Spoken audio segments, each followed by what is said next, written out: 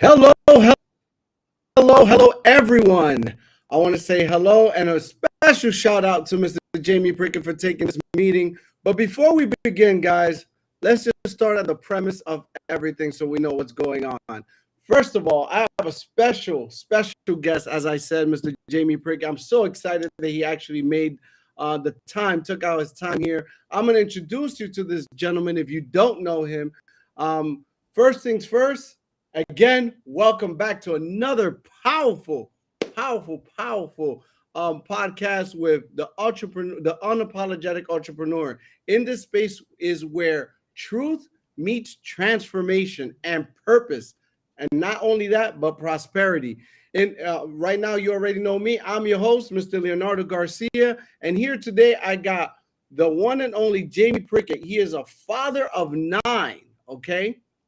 Father of 9, a man of God and a man with a vision. And today you're going to get to hear so much more about him through the questions that I have. You guys know the premise. If you have questions, say hello, post them up. We'll have them up. And he's always willing to answer anything. Mr. Jamie Prickett, how you doing today? Excellent. Leo, great to be on here, man. Love doing this stuff, just sharing from the heart and the cold hard truth about what it is to be an entrepreneur. So I'm pumped up to hear what kind of questions you're going to throw at me. Woo! All right, guys, you already see this. He is.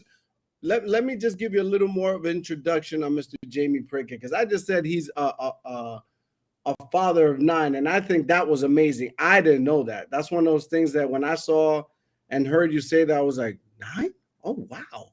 Man, that alone is a job. That's a full-time job right there, because you're a full-time father. Like, I read your book. You're not just a present man. So he is he is the CEO of Experior Financial Group.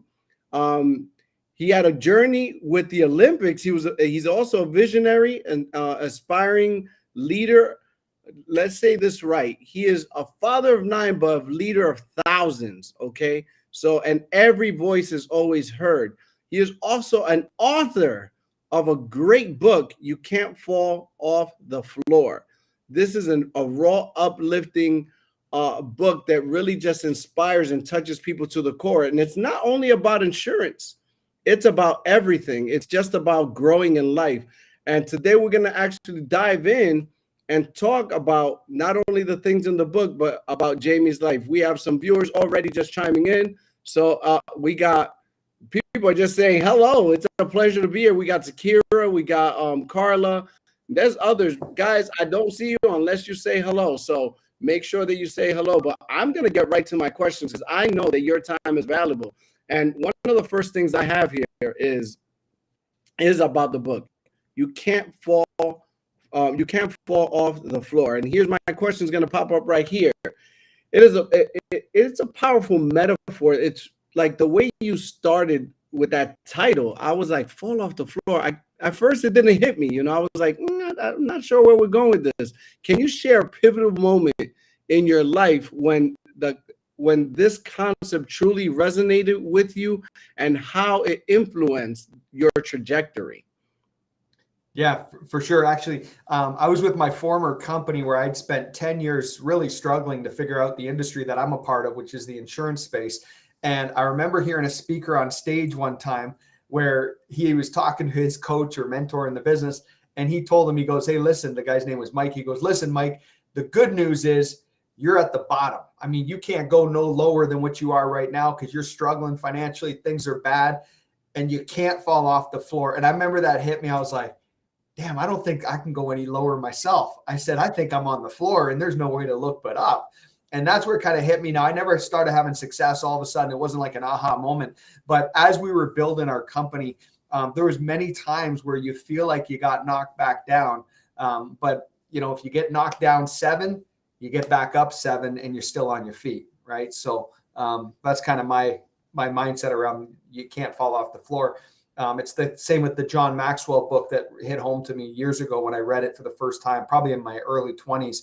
And it is Failing Forward, one of the most powerful books I'd read, because I thought that successful people, you know, they went from one win to the next, to the next, to the next until they started winning big. What I didn't realize is they actually went from one failure to the next until they started failing big, which also meant they were winning big. Right? You think about some of the greatest NBA teams, NHL teams, Major League Baseball teams, they still fail, right? They still lose some games, but it's how do they come back around and how do they take that championship at the end of the day that really matters.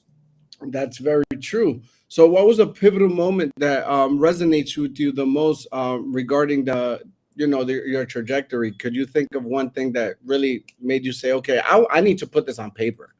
Like, yeah, you mean like what led up to kind of reading the book or writing the book writing and the stuff? book, yes, yeah. You know, I wish I had a pivotal moment I could share with you, but quite literally, it was a cold message on a LinkedIn from a lady named Stephanie. And she goes, "Hey, Jamie, have you ever thought of writing a book?" And I was like, "Yeah, I kind of did," because it was right after the pandemic and everything. And we had a little bit more downtime while we were trying to figure out how to pivot our business and stuff. You know, how, in the first couple months of the pandemic, everyone thought the world was coming to an end. And, we started, thinking, I'm like, man, I should journal my life because what if this is it, kind of stuff. And I started writing the book and I think I got to like 2 pages and I'm like, oh man, I'm not a writer. I'm not going to write this. A couple years later, a lady approaches me on LinkedIn and said, "Hey, have you ever thought of writing a book?" I was like, "Actually, yeah, but I never finished it or never really got into it." She goes, "Well, let me help you with it. I'll help you ghostwrite it. You tell me all the stories. You tell me all the words." And I'm like, "I just get to tell you what to put in there and you're going to do it?" She's like, "Yeah." I'm like, "I'm in." So that's where it started. And then we opened it up and we wanted to get some of our other successful leaders. I felt like, the business, the book is a lot about the success we've had with our company, Experior. Well, why not have her interview all of our top leaders at that time? So we had about 20, 25 of our leaders that the lady also interviewed and put their stories into the book. So you're actually hearing multiple people's stories in the book. And what I believe they all had in common is they all had a powerful story of, kind of like rags to riches type of thing. Okay. Wow. All right. We got another question here. Experior Financial Group emphasizes a culture rooted in integrity and transparency. You can read that all through the book and everything that comes about you. How do you cultivate and maintain these values across a rapidly growing organization? Because what just hit over 10,000? Yeah, just crossed 10,000 licensed agents. Yeah. That's a great question. And it's one thing that we do battle with at the corporate level is how do we make sure that we are attracting the right kind of people? And the truth is, no matter what company you're a part of, there's good people that are going to work there and there's bad people that are going to work there. But one thing that we're very strict on is compliance and doing right by the customer. So we have a lot of shielding around the protection of the customer. And we find that agents are coming in here, if they're just here for a quick buck to see if they can burn and churn through some, we find them out real quick and we get rid of them real quick. So we're not the kind of company where it's like, wow, they're a big producer, so we're going to just put them in the corner over here and we'll just let them write their business, even though it's not ethical and not good. And there are companies that do that. They protect the big leaders. We're not. We want our leaders to be exposed. I want to be exposed. I want to share, hey, this is what we got. This is the numbers of the business. A lot of people are very secretive of that kind of stuff. And I think if you start keeping secrets, that's when a lot of things go sideways in your business. So we're very transparent. And I think as a result, it's it's caused a lot of our leaders to be very transparent in how they run their businesses. So I just feel like we talk about, good things, positive, kumbaya type of stuff all the time, helping families. And if you're a crooked agent, you're probably going to find your way out of here. It's going to be too weird for you. Ooh. Ooh, so you're not afraid of letting anybody go. It's more about the client and the integrity of Experior. Absolutely. There's an agent many years ago. I won't say the name because they're still with us today, but they were on some rocky ground with us. And they are now one of our top leaders in the company. And they were on some rocky ground because they were not running their systems properly with their team. They were allowing a lot of bogus sales to go through that should not have went through. We reprimanded them. It wasn't this person directly, but it was his team. And we said, listen, you have influence. This is going to cause you some problems. Like, you don't want problems with the regulators. And thankfully, they straightened their act right up, and boom, they've been running a very successful business ever since. But some companies, they're so afraid of losing someone like a big guy, whereas we weren't afraid of that. We wanted to protect. We need to make sure that we're protecting the company, because if I'm, put it this way, Leo, if I'm not protecting the company from a bad apple, that affects someone else's business in that company as well. So by helping that person get away with some bad habits, I'm actually hurting someone else's business in the company that's doing it the right way. So we have to make sure that we're always looking out for everyone's best interests, including, of course, the customers coming first. All right, all right. And as always, in the habit of what's going on in this show lately, I get to three questions. I'm gonna start changing the format before I let people interfere. I'm gonna have to ask my hard-hitting questions at the beginning because we already got somebody chiming in. We got Mr. Kira Sullivan. She actually said, let's see, what is your ultimate vision for Experian and what legacy do you hope to leave on the financial services industry? My vision for the company is simple. We want to create more 6 and 7 figure income earners than any other company in history. I want to see us become the largest, most powerful insurance marketing organization in the entire world, going global with it, not just staying in Canada and the US. We're a couple of years out from our next international plans. We are operational now in Puerto Rico, which was almost like starting in another country. I mean, there's a lot of hoops you got to jump through for that. But we're getting ready for Latin America. We'd like to go to Africa, Asian countries. I mean, all over the world. But my dream is ultimately that we become the biggest, because I know that we can make an impact the bigger we are. And I am competitive as ever. I mean, I'm not saying that this is all just let's save the whales and help everyone. I want to help people succeed. I think it's awesome, but I've got a fight inside me like nobody else. When I was told that we couldn't do this many years ago, and I'm still told to this day, even as big as we're getting, people still saying, oh, you'll never be as big as them. You'll never get to. It's like, you watch me. We're going to do this. I just got too many good people, Leo, too many good people in this company, yourself included, that are helping us grow this thing. It's already a dream come true. But man, we're just getting warmed up. Like I'm just starting to figure this thing out right now. I mean, I can't wait to know what I'm doing, bro. It's going to be sick.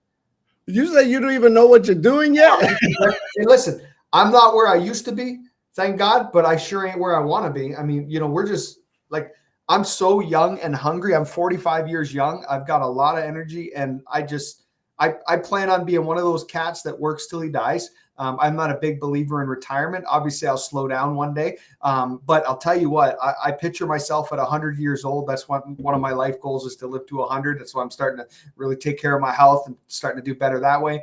But one of my life goals is live to 100 so that I can walk out on stage at an Experior event talking about, we can do it, guys. We're going to win, in my old ass. Like, I'm telling you, that's what I want to do one day. So. All right. We got a thank you here from Angel. He says, thank you for everything you have done for the Venezuelan community and Latinos in general. You are making financial freedom a reality. Yep. And we have one more question that before I get back to mine, we have Miss Carla Powell. What keeps you up at night about the future of the industry and what excites you the most? That's interesting right there. Yeah, that's a great question. Not a lot keeps me up. I'm very optimistic. So I'm not so much pessimistic about, oh, what if this happens? What if this happens? My wife's more that person. She's more the worrier. I would say if I had one fear, it's that our leaders let their success get to their head.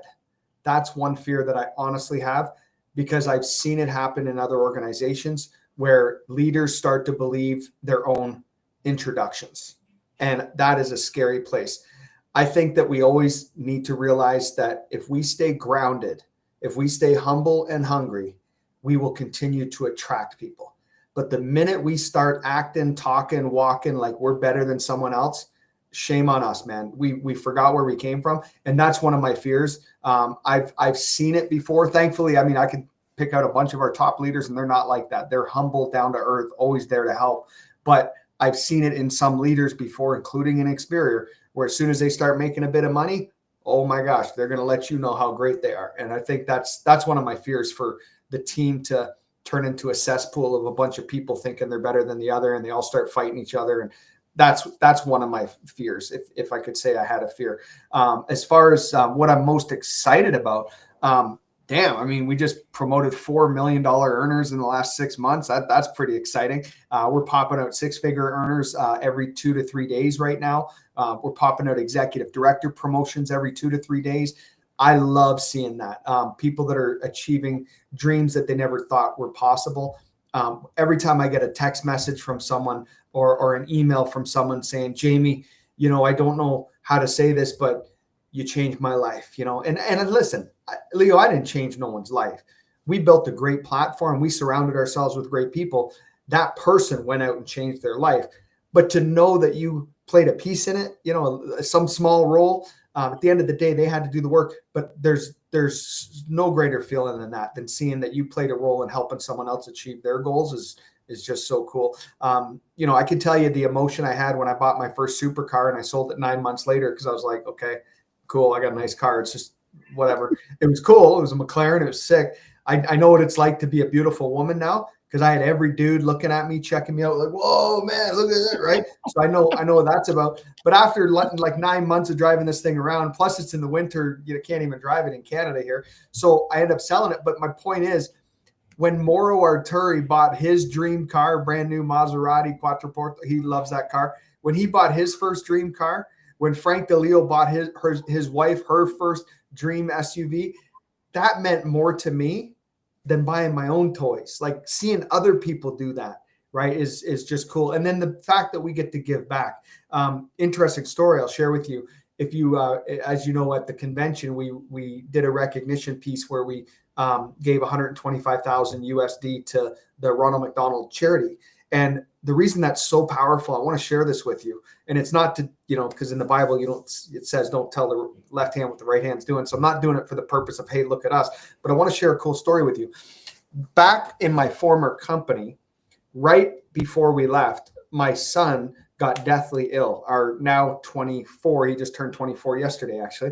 But our now 24-year-old son, when he was only 11 years old, got rushed to the Hamilton Sick Kids Hospital, had complete kidney failure, and we thought we were going to lose him.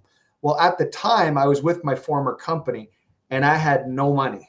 I mean, we were still struggling financially after 10 months. I mean, to the point where every time we pulled into the gas station, I'm checking my bank account to see how much gas I should put in my car that time when I'm putting it in. But I'll tell you what was interesting is the one thing that helped me stay close to my wife and my son at that time was the Ronald McDonald's charity, because they actually put me up in a hotel room right by the hospital for free, paid for by the Ronald McDonald House. They had a little kitchenette in there, so I didn't have to worry about buying lunch every day that I was in there, because it was expensive, to eat out all the time when we're not making a lot of money. So they had the little Ronald McDonald charity place where I got to eat in there, and I ate a lot, man. I made sure I filled up when I was in there. And I'll tell you, to be able to give back to that same charity 11 years later. But here's the interesting part about the dollar amount. 125,000 is $1,000 more than my highest income year ever before I became an independent agent and started building my own business on my own. So we actually were able to give away as much as what my best year ever was in my past company where I was struggling financially. Now, some people might think, how can you make 124,000 and struggle financially? Because that was my wife and I combined income. Okay. We had office expenses. We had 4 kids at the time. Life's expensive. So that's why, if you're wondering. Wow. Woo. That's amazing, man. That must be an amazing feeling, man. There's so much, and I'm gonna make sure I get through the questions before I give anything else. Balancing your demanding career, right, and raising 9 children. Some of us struggle with one or two. 9 children is not a small feat. What strategies do you and your wife, Leanne, which beautiful, by the way, I love the message she gave to us. Um, what strategies do you and your wife, Leanne, employed to ensure both family and business thrive? Because usually people have a problem with this balance beam. It's either you do all, if you, I've been in different organizations and it's like sacrifice, but even in your book, you mentioned how you shouldn't sacrifice family because you look back, you leave your child that when your child's an infant, you come back 10 years later, you miss a whole decade of their life. Like, how do you balance that with 9 children and a thriving IMO right now? Yeah, well, fortunately now they're all in school or moved out of the house. Okay, so 3 of them are out of the house. They're adults now in their 20s. One of them actually works for us, and then the other 6 are still in the house. 2 of them are teenagers, and then 4 of them are more dependent on us, right? So, but they're in school, and basically my wife Leanne will drop them off at the bus stop in the school in the morning at 8:35. She's home, and she has her schedule booked on a schedule, not just, oh, I hope to get something booked. Her schedule is booked from 8:30 until 4 p.m. when she has to pick them up, or she books it to 5:30 when I pick them up. So this week, I said I'll pick them up every day this week because I made sure all my meetings were set to finish before. So for example, today I went for 3:30. I had to pick up one of the kids, then came home with them, took a little break, chilled out. I actually watched a video while the kids were running around with one of our competitors because I always like to see what those cats are up to. So I was watching a 30-minute video. And I love watching YouTube videos of competitors. I can speed them up so I don't have to listen to their boring asses too long. So I speed it up. Right. And then, but I'm always learning. I'm always wanting to learn what they're doing, what I can do to, and then had this meeting. So I said, like, Leanne, I said, I need you at 5 because sometimes she wants to go to 5:30. I said, I need you at 5 to keep the kids quiet while I jump on the Zoom with Leo. Right. And then after this, we're going to chill out with the family. But last night, I'll just give you an example. My wife didn't get everything she needed to get done between 8:30 and 5 p.m. She worked till 5. She didn't get everything she needed done for the business. So last night, after she put the kids to bed, because she's the master mom that puts all the kids to bed, I go into bed. I start watching the games because there's basketball game, NBA playoffs and Edmonton Oilers. They've just made it to the finals. So I was watching 2 games back and forth in bed. And Leanne comes in and she just opens up her laptop. And just, I'm like, how long you be? She goes, I need at least an hour. I'm like, okay, cool. I got my games on anyway. So, and I'm watching this woman work the business every second that she has available, where she doesn't take a lunch break. She takes her laptop while she's on the meeting, and on her lunch break, because she'll work from home most days, and she'll go around and make her lunch while she's on a laptop. She'll just turn off the Zoom camera, and she's doing these meetings all day, every day. Now she manages, we have 96 full-time staff members now, and there's like 12 different heads of departments and stuff. So she's meeting with different departments every single day, along with our technology team. My schedule's a little bit different. Mine, I get to pick and choose when I want to book everything, and I can book stuff at night with meetings like this. I can book it anytime because I'm dealing with independent agents. So my schedule is like, hey, 10 o'clock at night, I got to jump on and meet an agent. Hey, 11 o'clock at night, or whatever it is, doesn't matter. I can be flexible with my schedule. But here's the key that I would say is the most important thing is, if your family is the most important thing in your business, in your life, I should say, God, family, business, you need to schedule that time first and then build everything around it. So I know the dates and the times that I need to be home with the family, that I need to take off on this part of the weekend, right? Because sometimes I'll work Saturday, Sunday if I'm traveling or something. But then I'm like, okay, next weekend, honey, you got me for the whole weekend. I'm only going to answer a few calls, a couple hours throughout the day, because usually I'm always available for agents and stuff. But we just prioritize. We put our family first. And yes, we had to make sacrifices, lots of sacrifices. I mean, you don't become wealthy having a completely balanced life. Whoever says that's full of crap. There is going to be some imbalances in your life as you're building a business, but it doesn't change the fact that I have priorities. And if my family is the priority in that moment, then business aside, focus on your family, right? people say you can't give 100% to business and 100% to your family. I argue that. I say, yes, you can, as long as you're giving 100% to family when you're with your family, right? Give 100% to business when you're with your business. The problem most people have is they go to the office and they fiddle fart around and they do stupid crap and they're yapping to someone. They're not doing anything that doesn't make any money, but yet you could have been with your kids, or you could have been doing something productive for your business, but instead you're fiddle farting around, playing on Facebook, doing nothing that does nothing, right? So that's the key, is when you're doing your business, because some of you guys might be part-time starting your business venture, whatever that is, and you're not, the couple hours you might have a day, you're wasting them away. Take those couple hours that you have each day and be serious and intentional about them, and watch your business start to take over to the point where you won't be able to afford to keep going to your job. So you're basically saying not only intention, but it has to be scheduled. Everything should be scheduled, and follow your schedule to a T. Everything has to be intentionality. Do not just sit there and say, because you're there, you're there. Be present at the moment. So when you're with your family, be present. Yeah. Don't be on the phone doing business. And when you're in business, don't be talking to your wife at home on the phone. Yeah. Got Let me ask you this. If you had, let's say you got a little girl and it's her 12-year birthday party, and you got some kids coming to the house, and she's excited about her birthday party, you're going to have that in your schedule, right? Yeah. You're not going to book an appointment over that. Heck, you could have your biggest client call you and say, hey, listen, Leo, I got $1 million. I need you to roll over into an annuity for me. $1 million. And you're going, holy man, you'll make like 50 G's or whatever, right? You would still not book that appointment, even if they said, well, can we do it tonight at 6 p.m.? If your kid's birthday's tonight at 6 p.m., you'd be like, no, can't do it. Well, listen, I'm not available for another week after that. Well, we're going to have to do it a week after that, because it's a priority. And it's just like your client appointment. You wouldn't cancel your client appointment once it's booked, right? At least you shouldn't. You wouldn't cancel that appointment with your kids or your family or whatever it is. So just have a good schedule. That's it. Okay. You were talking about watching competitors, and a question came in. What is your competitive edge you feel you have, and you feel Xperia has? What's the competitive edge we have,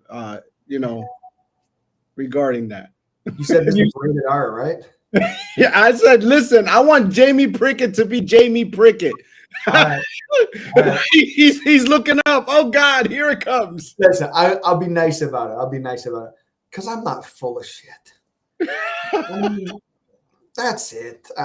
Like, my gosh, we have one competitor. I watch him. I literally go on his YouTube or on his Facebook every day to see what he's sharing, because he is so he's so dumb. He just lies. And it's like, why are you lying? People figure out the truth eventually. I just think if we just be real, I mean, if you just be who you are, Leo, one thing I like about you, man, is that you're just authentic and raw, and we're joking. And I remember when we were at the restaurant there, and you said, hey man, you can't say that. We were talking something. Remember, if you, I won't say it here, but like, man, it's like, I like that authenticity, and that's what people like. They like someone that they can trust. And listen, sometimes in business, it's not whether they believe that what you're saying is true. Because half the time I say stuff, people are like, oh, come on, as if that, you really want to be the biggest in the world, Jamie? You're really going to dominate the universe in this industry? Yep, I am. And guess what? Some people might not even believe what I'm saying, but they know damn well that I believe what I'm saying.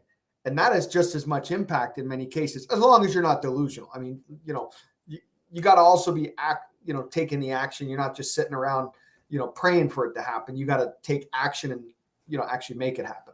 Yeah. Yeah, you definitely, your belief is way bigger than your stature. That's for sure. You're big on that. Everybody said it right away. You said we were going to be in the U.S. You're here. You said you're going to go to Mars. The minute that people are in Mars, you're going to figure it out. We got it.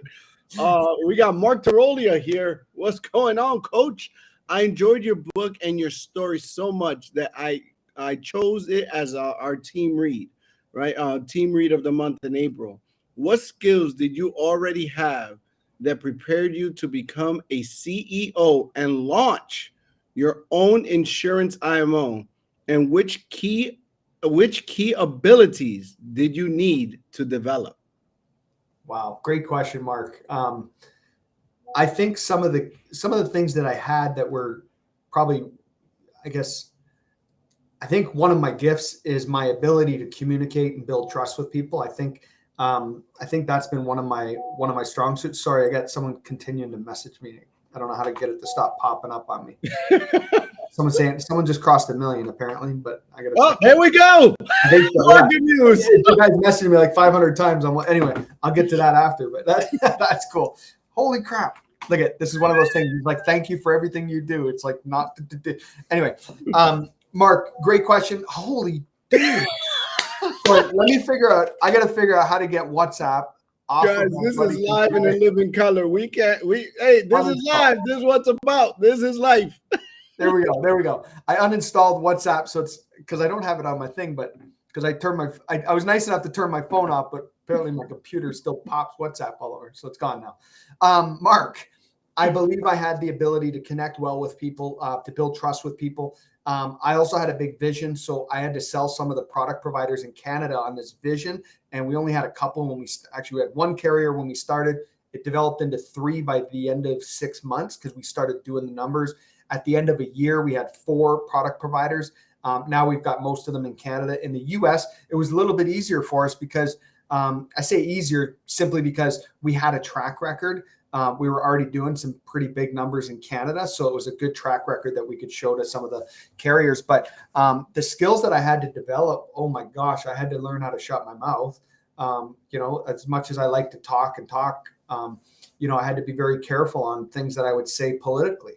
Right. I used to be I would share my stance politically. I would share my religious beliefs, and not that that's a bad thing. I mean, I'm a Christian. I happen to vote conservative. I mean, I'll still share it, but I would be too out there and you know what I mean? Like too far one way where it's like, I'm not going to relate to others. So why would I want to alienate an audience when I can appeal to everyone and I love everyone, whether you're Republican or Democrat, I love you. Whether you're conservative, liberal in Canada, I love you. Whether you're Christian, Muslim, atheist, I love you. There's no love lost there. It just happens to be my beliefs, but I had to be more cautious, I think, as I was growing to appease and make sure that I could appease different cultures, different communities, different groups that we were entering into. When you go to our convention, it looks kind of like the United Nations. I mean, we've got every different ethnicity and background group. I mean, it's I love that about Experior. When you go to certain organizations, not all, but many of them, you've got all 60-plus-year-old white men with white hair, right? You go to some groups and you've got all in the Vietnamese only community, and that's their only niche market. Or you go to some and it's all 99% of them are Latino, and you go to some where whatever, you've got these pockets of groups, and it's like they couldn't find a way. In Canada, one of the bigger companies, it's mostly in the Indian market, East Indians here in Canada, and it's like you see these groups and it's like, why aren't they appeasing everybody? Why aren't they able to attract everybody? And I think it's because they start to bring too much of their culture and they're not as open maybe to others. I'm not sure or we're just really freaking lucky and fortunate. But I love that. And I think a part of that is me learning to, try and understand people. I'll give you one quick story. There's an individual in our company. He's from Pakistan, and he's an executive director with Experior. He's a Muslim. And I was talking to him one time about politics because I was joking. And this is when I talked probably too much about politics. And I said, dude, why would you vote liberal? I said, you see that guy running liberal? This is when Justin Trudeau was in the liberal. And he goes, honestly, Jamie, he goes, because I have family still in Pakistan that I would love to get them here to Canada. And the liberal government is a lot easier way for me to get my family into Canada. And I had an aha moment. I still remember this conversation like it was yesterday, where I was like, holy crap. If I was from Pakistan and I had family there and I wanted them to come to Canada, and I knew that liberal was the way to do it, even though I don't like 99% of their policies, but that one that I could get my family and bring them home to Canada where I want them, guess who I'm voting? I'm voting liberal. And that's where I had this aha moment. This was many years ago where I was like, man, I really got to start understanding people's perspectives better. I got to stop thinking that just because I'm a certain way or vote a certain way or believe a certain way, that I'm always the one that's right, and I think that's helped us a lot in the business. So. Okay, so keeping an open mind. I see that. I have a question for you here. Leadership often involves confronting one's own limitation. Can you discuss a time when self-awareness led to a pivotal change in your leadership style? And I think you just mentioned that actually. It, Yeah, you have to that's be open. spot on. The other one I will share just quickly on that is my wife, Leanne, helps keep me in check. I asked Leanne after my talks, this convention talk. I mean, everyone thought, oh man, you did a great job, this and that. I went to Leanne. I said, what'd you think? She's like, wasn't your best. I said, tell me how I can get better. Yeah. My wife is just brutally honest with me. She's not a yes woman. She is a, how can I help my husband get better? And yeah, it's Wow. yeah. Whoa. Okay. Yeah, but listen, the thing is about my wife. Listen, the thing is about my wife is she's like everyone else in your life, Jamie, because you're, charisma and you're excited and this and that. Everyone's going to cheerlead you. She goes, I'm going to be the one that's going to tell you, like, kind of slice it with a knife and go, this is where we can make an incision and you can get a little bit better. You get a little bit, and she's been like that for me my whole business life with her. So she's really helped me a lot, I would say. Oh wow. Now, if she happens to think it was one of my best ever, she will be the first one to come over and go, you knocked that sucker out of the park, But she was like, wasn't your best. And I agree with her. And it's kind of funny because I'm asking her for like confirmation, like, everyone thought it was good. It was, and I knew deep down I could have done better. I could have been a little more. I knew that. She knew it too. So I got a great. That's amazing, man. That's amazing. Now, this one's interesting about technology, man. The financial industry is undergoing rapid technological changes. How do you foresee AI and other interventions reshaping the landscape, and how is Experior adapting? Yeah, great question. So we already hired someone 2 years ago, a year and a half ago, on contract, an AI consultant. This guy, there's $1,000 a day, and he gave us a discount. He was $2,000 a day. We got him down to $1,000 a day just to consult. And really, what we were looking for was someone to hire. So now we've hired 2 people that are full time in the AI division of the company. That's all they work on. But what they're doing is they're doing things on the back end that make things faster for us as an organization from an operational standpoint. I'll give you an example. We might get the same question asked 500 times a week about how something works on a policy or how a commission works on this scenario. So we're building AI to be able to respond to questions and to help speed up the process so that our turnaround time gets much more efficient for our agents. There's other projects that are not, I don't think they're started right now. I wish Leanne was here for this part, but I believe they're on the back burner that will be put into motion on things like when we want to do a quote for a customer, we can just type in, I have a client age 37. This is their insurance needs. What product would you recommend for them based on this, that, the other, blah, blah, blah. And then it'll boom, populate quotes right there from the chat on the chat GPT, because we're having it pull things. More importantly, stuff like this client had a heart attack last year and they're taking this medication. Is there a carrier that would accept them? Enter, and then it pulls the data. So kind of like the insurance toolbox in a way. Maybe iPipeline's got some of this, which we have those resources as well. But we're trying to make it more like a conversation that someone can have on a chat box, and then they know which carrier's software to go to from just asking a few simple questions in the chat box. So that's something else that we're working towards. Oh, okay. So and it's probably 100 other things that I don't know about because Leanne works with all the 40 plus development team people that we got now. Okay, so it's already in the pipeline. So to not only adapt, but to be ahead of the curve. Absolutely, yeah, no, absolutely. We don't want to be left behind. We want to be ahead. Okay. All right, I love it, I like this. We got a few more, and then we'll see if anybody else got anything else. We got mentorship plays a crucial role in personal and professional development. Who have been your most influential mentors, and what lessons did they impart that you now pass on to others? This one's easy for me. Art Williams all the way. Art Williams was my first coach, my first mentor, and I've never met him in person. It's on my bucket list. I'm actually in the process of talking to some high-level people I know, trying to get his phone number because I want to meet the guy.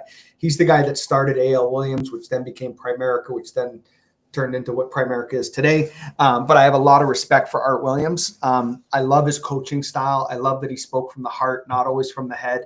He was controversial. He knew how to stir the heart of men and women and get them excited to go out there and do what they did in the industry in the 70s and 80s. So Art Williams, I love Art.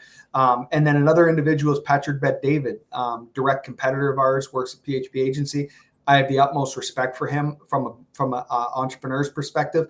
I think he's got great content. I listened to a lot of his stuff for many years. I don't listen to him as much now. He's more into podcasting and celebrity type stuff. But for years, I listened to a lot of the Bet-David stuff, and I think he helped me in different ways than Art. Art helped me kind of realize what can motivate and drive people to want to take action.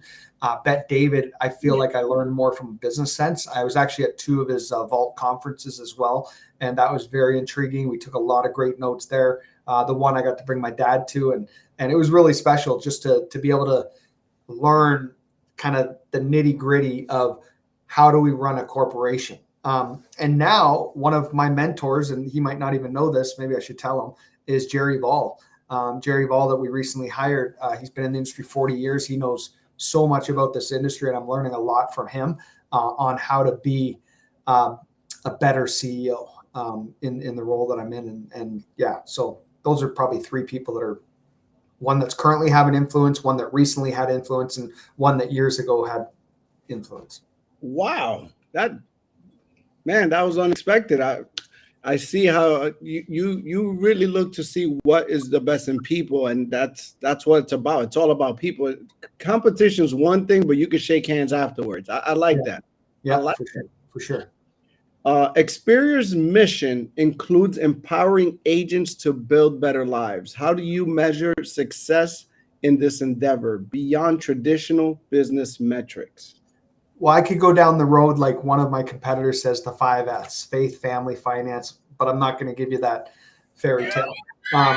What I will tell you is this. Now, listen, that's cool, and that's important, all that stuff. I agree with those 5 F's that so many competitors, other, not just our competitors. I mean, a lot of people in the multi-level marketing world, they talk about the 5 F's. You read books, they talk about the 5 F's. But that's really, there is some truth to it. But I think the way I see it is, are you living your life in a way in all areas? T. Harv Eker wrote a book called Secrets of the Millionaire Mind. I remember I was on a trip that I couldn't afford at the time in 2007. This is shortly before I met my wife, Leanne. And I was on this trip, I think it was in Cuba. And I was on this trip. And I remember reading this book over the course of the trip. And I remember reading it, and the words hit me like a Mack truck. And it said, how you do anything is how you do everything. And at the time, I'm playing around being a fool in my 20s.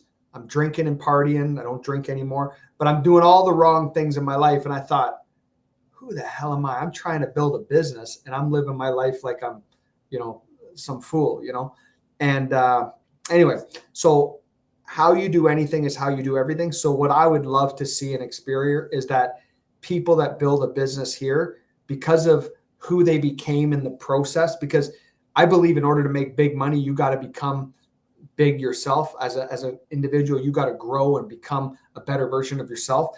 And I believe that if you do that, then those leadership qualities and those aspects you have about your life will spill over into the rest of your life.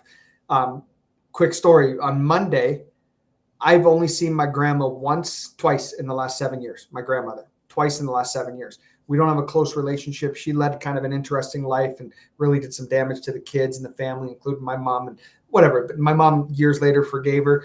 I didn't see her much, but I saw her a lot when I was a kid. And my Aunt Rose asked me, she says, Jamie, or she asked my mom, she goes, can you ask Jamie if he'll speak at Grandma's funeral? And I'm also the pallbearer, right? I'm one of the pallbearers. I'm like, interesting, because we got a big family. My grandma had 7 kids, right? And my grandpa had already passed previously. And I got to speak at my grandma's funeral, but what was really strange is I was the only one that was asked to speak at my grandma's funeral. So I was like, why is this? And I think it's because people see how I'm living my life, because they're all on my Facebook, social media, and everything. And like, well, Jamie seems like the right guy to maybe share a little bit about Grandma's story, because most of them would only have negative things to say. And I thought, well, I can certainly make something positive out of this. And that's exactly what I did. I said, you know what, one thing I believe, and my grandma happens to became a Christian later on in her life, like a couple of years before she died. I said, I believe that we all believe that Grandma's with the Lord right now. And I said, and we know that the Lord forgave her. So I think it's time for some of us to forgive her. And I said, and if we are willing to forgive her, that's going to help us in our lives. And I said, but let's look at the good that Grandma left. What is some of the good? And I shared this at her funeral thing right with her plot right there. I said, here's one good that I got from Grandma. Grandma was not afraid to speak her mind.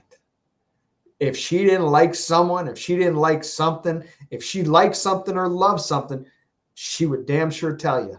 And I said, that's what I got. I got some of the Hauk in me. That's my grandma's last name.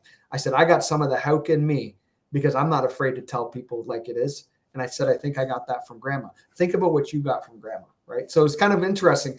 But the point is, I feel like you can become the go-to person in your family. You know, like if there's an emergency, if there's a tragedy, if there's a financial situation, if there's a this or a that, you're the go-to person. You're the one with the answers. I had one of my family members, I won't say in case someone's watching this, but had a challenge with drinking. Guess what? Guess who the person they called was? They called me. Hey, listen, I need your help, man. I know you had problems back in your 20s and you overcame. How can I get better, right? And I just think that if we strive to become better people, it's not about how great we can become, but it's about how great of an impact can we have on people. And that's a cool life. I mean, once you start making money, that's great and you can do stuff, but the impact I think that you make in people's lives is far cooler than any amount of money you'll ever make. Yes, sir. Woo! Oh, we got Mr. Mark Torrillia, and I promise you, I only got like 2 more, but let's see what else comes up. Mark Torrillia. No, this is good. This is great. Which aspects of business do experienced agents tend to overthink or find difficult to move past in this industry? Well, like the great Frank DeLeo always said, and apparently he stole this from Andrea Rogers, but I always give Frank credit anyways because I heard it from him, is that you will know what you need to know when you need to know it. And too many agents try to figure everything out before they take action.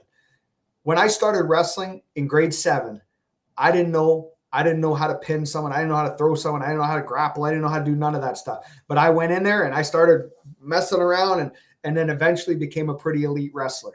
It's just like our business. Studying and passing a test is one thing, but you're not going to learn the ins and outs of the business without failing forward and learning something. But don't spend all your time trying to learn just by watching webinars, just by studying books. You have to learn by taking action. And that's the one area that I think so many people mess up their careers in our industry is they just don't get around to taking any action. So like as Frank said, you'll know what you need to know when you need to know it. Go out there and start doing business. And guess what? You're going to get questions you don't know the answer to. You're going to have roadblocks that you come up against. How do you handle that? It's simple. Say, hey, you know what, Mark, that's a great question. And I don't have the answer for you right now. I'm relatively new in the industry, but I'm working with someone right now that's been in the industry for 20 years, 30 years, whatever it is. And I'm going to get that answer for you when we get back together. So what else? And so you always just be upfront about it. Some people are ashamed to not know something. They'd rather BS their way through it. I would rather just say, I don't get it. Right. Have you ever had people where they start throwing out all these acronyms and they're trying to sound all smart? Right. A lot of times we'll just like, I stop them. I'm like, whoa, before you go, what is a PTD or what is a LJQ, whatever. I'm always like, I'll just stop them in their tracks because I'm not afraid to look stupid. And I think some people are afraid to look stupid. Right. I think I'm not afraid to look stupid because I was a D average in high school. So maybe that's why I'm not worried about it. A lot of A+ students in high school might have a problem with that. But listen, you have to be curious and not be so cautious when it comes to learning. Just go make a mess and eventually things are going to start to fall together. Okay, good. All right. Mr. Leonardo Duarte has, what would you say to an agency owner that is planning or actually building a big IMO as as Experior, why should they consider to join Experior instead? Well, I'll speak to you from the heart real quick. I'm 45 years old. If I had to start over today, and if I knew that in 11 years from now, that I was guaranteed to have as much success as we've already had, but I had to go through everything again to get there, or at 45 years old, I could join Experior. I could still become a minor shareholder. I could still build a hierarchy, have a legacy program, everything else. God is my witness. I would not start Experior again, even if I was guaranteed to have the same success in 11 years from now. I would join it and I would build with it. And the reason I'll tell you this is because we have done some things to build up Experior with the technology, the back office, our tech stuff. I mean, last year we put almost 4 million into that. It's going to be hard right now to keep up with what we've done. And I feel like someone that's trying to compete with us, they can do that. And don't get me wrong, there's going to be people that have success with it. I just don't think that they're thinking in terms of like a Steve Jobs. Okay. Think about Steve Jobs for a second, and you can Google this. Hold on. Let me Google. I like getting right information. Google. Watch this. What percentage of Apple did Steve Jobs own when he passed? He owned about 0.24% of his company. 0.24%.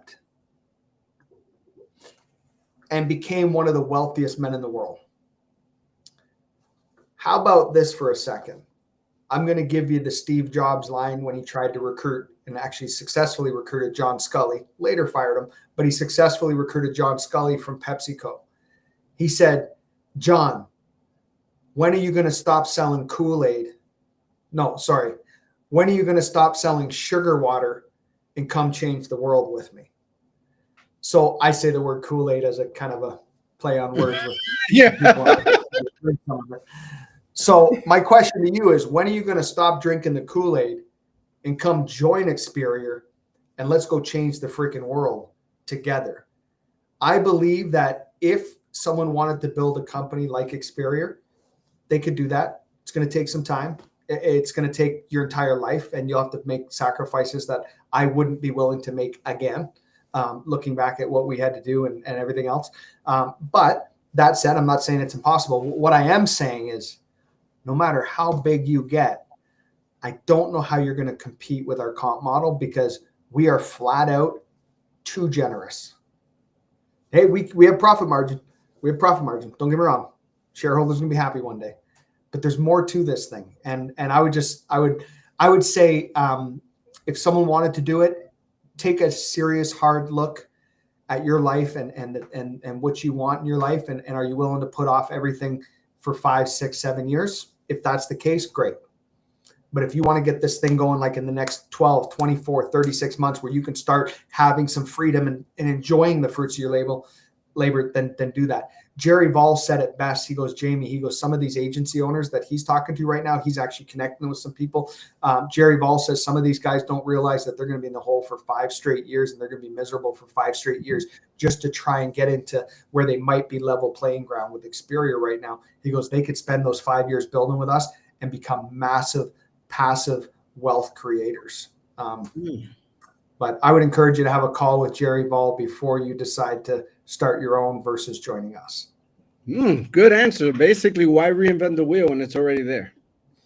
Yeah, and it's easier said than done. I mean, I believe that we had some favor big time as we were building this. Like things lined up where in Canada, especially, things lined up where it's like if we tried to start Experior today in Canada, I don't know that we could have got the thing off the ground because so much has changed in the regulatory side of things. But thankfully, we started it when we did. But it's all timing. We got Jennifer Nunnery. What mindset shifts did you have to make to grow into a successful leader in this industry? So my training before the industry was wrestling. So sports was great for me because I remember my wrestling coach, after I left high school, I still wrestled for 3 years while I was working in a factory in a machine shop, but I was still training and competing at a high level.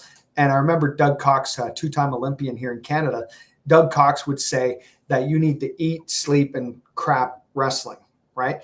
He also said that 90% of winning is in your head. Now, these are all things that you might have already heard before in your life. But, me as a 19, 20, 21-year-old, I never heard this stuff before.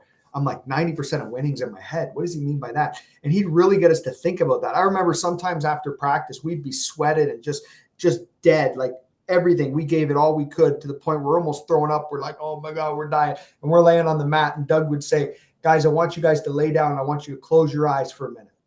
And we close our eyes and he'd start going, I want you to imagine what it's going to be like when you take that double leg shot and you take that opponent down. And you got us visualizing. I'm like, yeah, this is cool. So all of a sudden I joined the insurance industry and I was with a multi-level deal company that was a lot on self-improvement and everything else. And it was like, man, I fit right into this thing because they're talking about visualizing your success and what's it going to be like walking across stage. Well, I remember Doug telling me what's it going to like when you take that sucker down, right?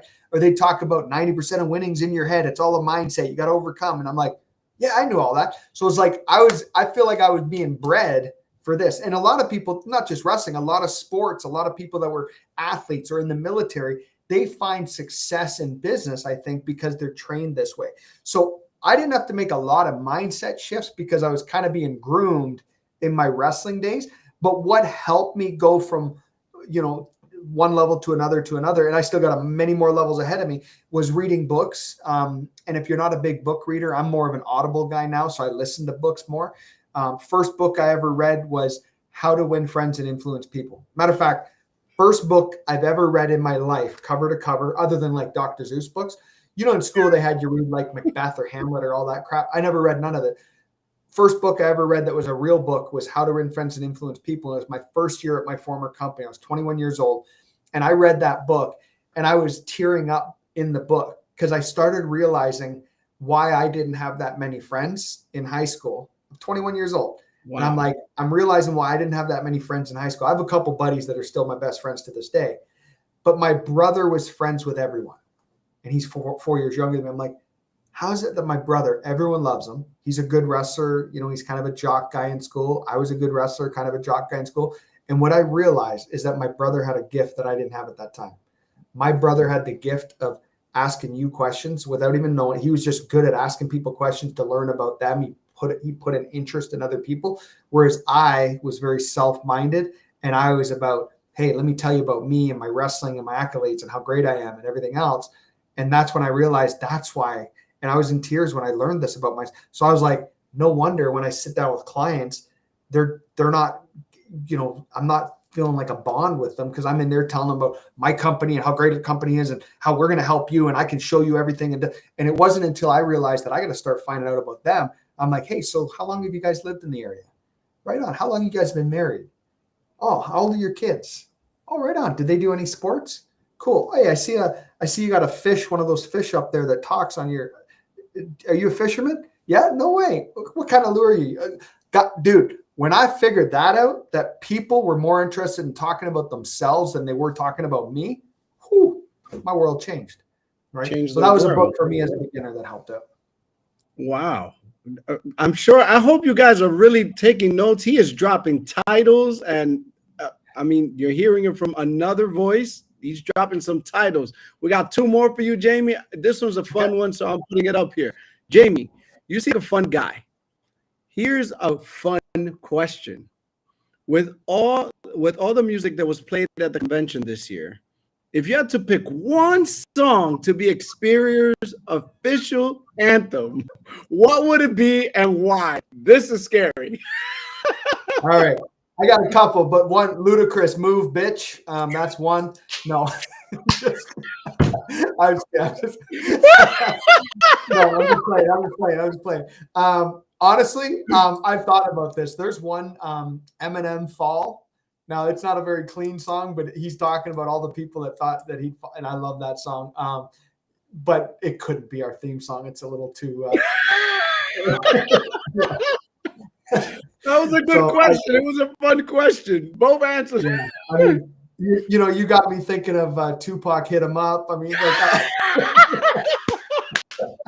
guys, this is being recorded. I love it. I'm gonna go back listen, to you know what I should do? I should put into ChatGPT. Can you recreate Tupac, Hit 'Em Up to make a clean version talking about our competitors to Experior and have it create a rap song for us? No, and I'm joking, man. Don't Google that if you don't know the song, please. But anyway, and you're on the East Coast, right? You're probably maybe not a fan of that song. Who's not? Listen, let's not get into music talk. Let's save that for off air. Here's the last question I have for you because it's a perfect closer too. Looking ahead, what legacy do you? I love your answers though. Now it's just going through my head like I have a remix. Looking ahead, what legacy do you hope to leave through your work with Experior and your broader contributions to the industry? What message would you like to impart to the future generations and of entrepreneurs in leadership and leaders? Yeah, there's a lot to that question. As far as our broader contributions to the industry as a whole, I believe that we're waking up the industry in some ways. I really feel like, every time I turn around, I look at someone that's copying something that we're doing. And that's okay, because guess what? We copied a lot of what we're doing from other companies too, right? So we learned from them what we liked and built off of that. So when I'm seeing things like, I'll give you an example. World Financial Group is now having the Shine Foundation. They're actually raising money for the Shine Foundation, which I find to be awesome because we started raising money. We have a pledge for $1 million over 5 years to give to the Shine Foundation, which helps children with disabilities. And all of a sudden, I saw that there was a poker tournament in Alberta, and it's WFG Poker Tournament, one of our competitors, and they raised $80,000 for the Shine Foundation. Well, guess what? As a result of us going out there, WFG decided, well, we're going to do this too. Now, WFG's also done other charitable things years before we came along. So I'm not saying, but it's neat to see that what we're doing, I think, is making an impact in some ways. I'm also looking at comp plans. When we started Experior, there was not another company that I found that had 7 generations of overrides. You now look, there's about 5 of us. We were a pioneer of that. That's better for the builders. That's better for leaders. You look at producer track and builder track. A lot of companies was either you're a producer or you're a builder. We decided we're going to have 2 tracks. Well, now you see there's multiple companies that have double tracks. So it's like we're making the industry better. So it's kind of like there's actually one company in Canada, I won't say the name, but this company in Canada, their generational override was so crap that as soon as one of their leaders saw ours, they were like, oh my gosh, this is crazy. And they started complaining to the owner of that company. And guess what? Eventually, you know what happened? Now their generational overrides, not as good as ours, but they're still a whole lot better.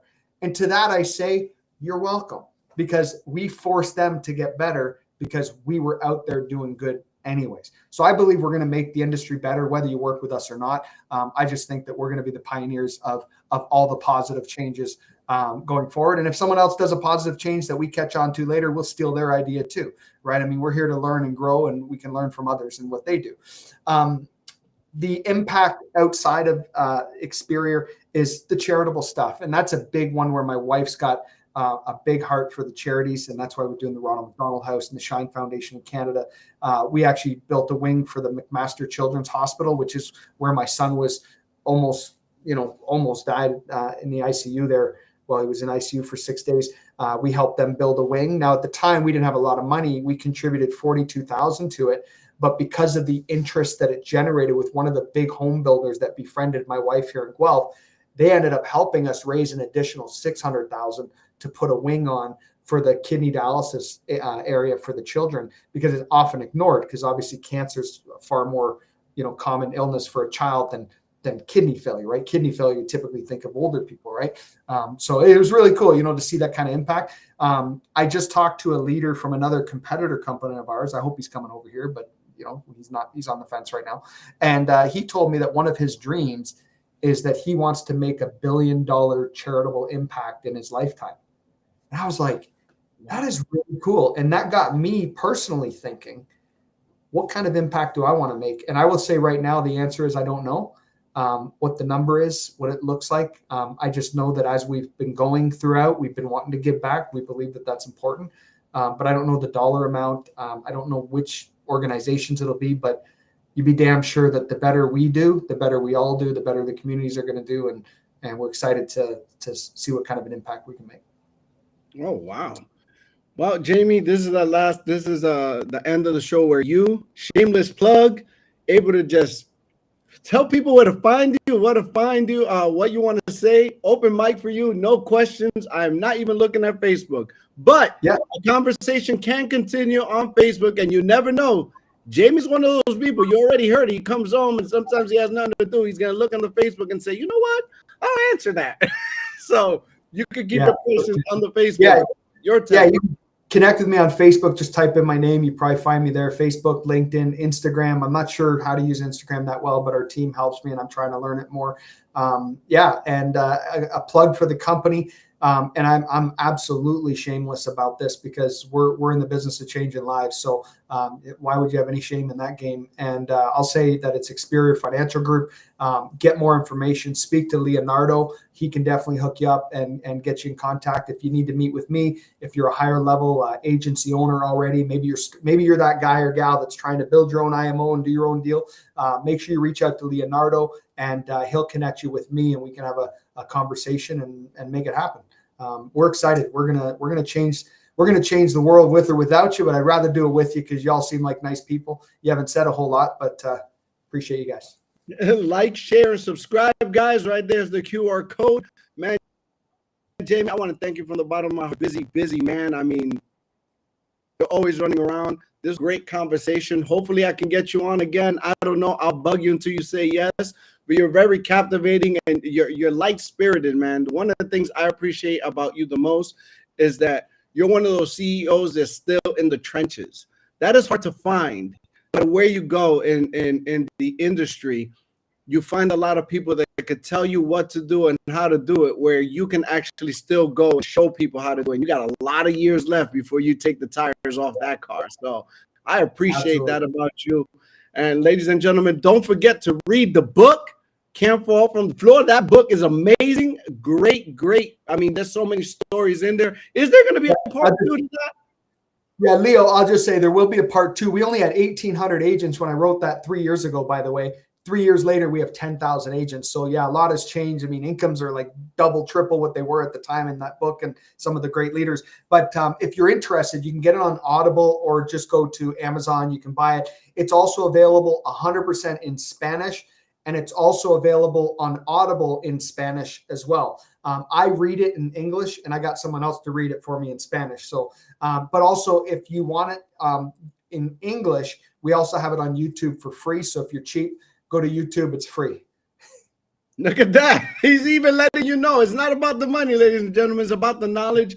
Thank you guys for coming out. This has been another great show, the Unapologetic Entrepreneur, where we all we do is strive for greatness. It's been an honor, a pleasure, and a privilege to sit here with you guys. We'll see you on the next one. Jamie, thank you. I appreciate you. Much love.